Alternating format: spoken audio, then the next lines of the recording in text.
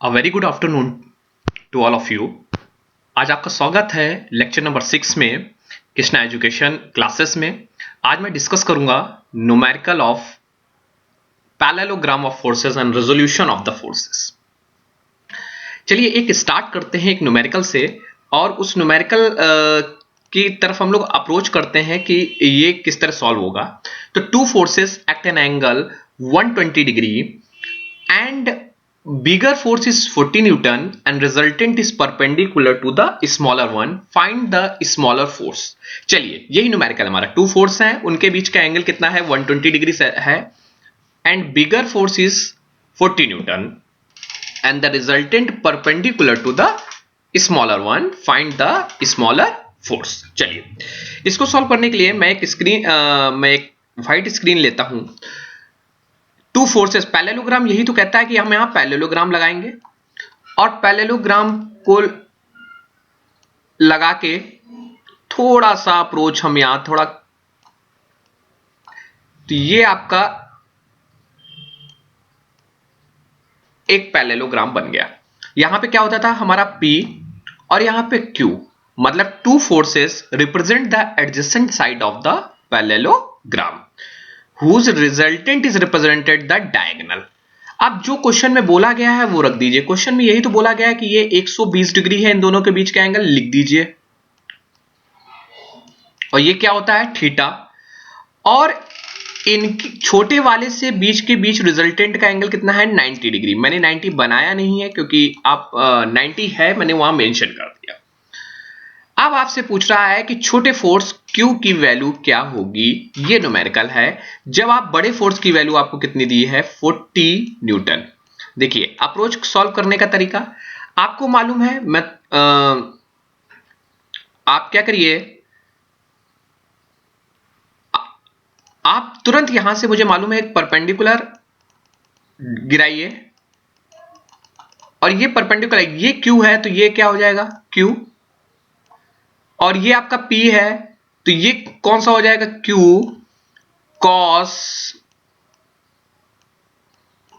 cos theta, क्योंकि if your suppose this is a theta तो ये भी क्या हो जाएगा थीटा, और ये क्या हो जाएगा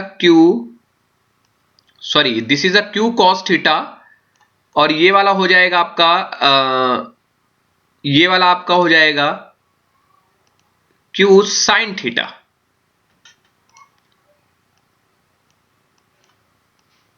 साइन थीटा ये आपने बना लिया। तो आपको रिजल्टेंट का फॉर्मूला क्या होता है, R is equal to root over आप P square plus Q square plus 2PQ cos theta. आपको देखिए R नहीं मालूम है न्यूमेरिकल में, आपको P मालूम है क्योंकि P की वैल्यू 40 न्यूटन है, Q नहीं मालूम है। आप एक इक्वेशन दो अननोन नहीं सॉल्व करते। तो दूसरा तरीका क्या है, आप इसके रिजल्टेंट के एंगल से कुछ काम बन जाएगा क्या। तो आपको मालूम है tan alpha is equal to क्या होता है Q cos alpha perpendicular upon base, that is a P plus this P plus Q cos alpha, यहां पे साइन अल्फा है, दो कैसे साइन अल्फा।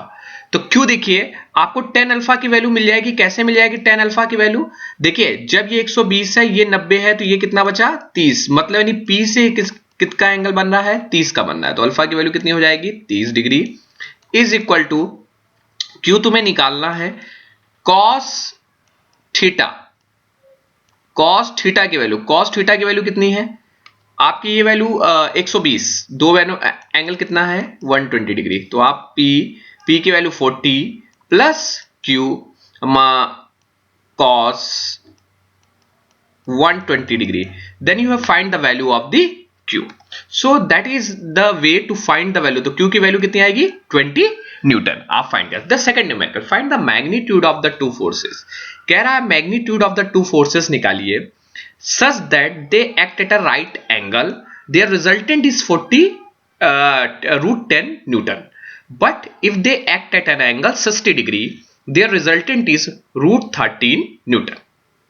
बहुत बिल्कुल से find the magnitude of the two forces, दो फोर्स की जब वैल्यू चाहिए, जब वो 90 डिग्री पे लग रहे हैं तब उनके रिजल्टेंट की वैल्यू कितनी है, √10। तो मतलब मुझे एक चीज पता चल गया कि जो दोनों फोर्सेस के एंगल हैं वो 90 डिग्री है तो उनका रिजल्टेंट √10 न्यूटन है, और जब वो 60 डिग्री पे लग रहा है तो उनका रिजल्टेंट 30 न्यूटन। तो हमें दो इक्वेशन बनानी पड़ेंगे। तो then first of all use the formula R is equal to root over P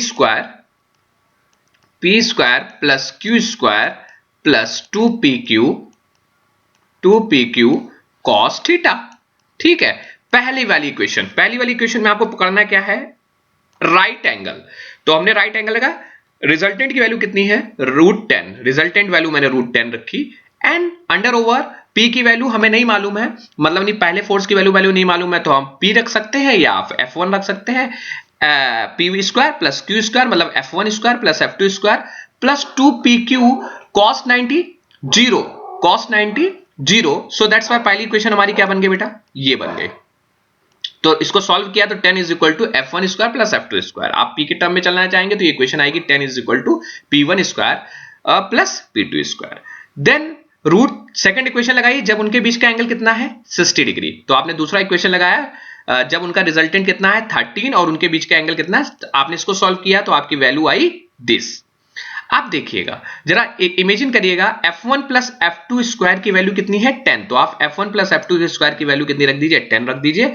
13 minus 10 इधर आ जाएगा तो आपको F1 F2 की वैल्यू मिल जाएगी। अब देखिए F1 प्लस F2 स्क्वायर का a प्लस बी का होल स्क्वायर करते हैं तो a square plus B square plus 2ab। तो आपने F1 square plus F2 square plus 2a1 मतलब नहीं 2F1 इंटू F2।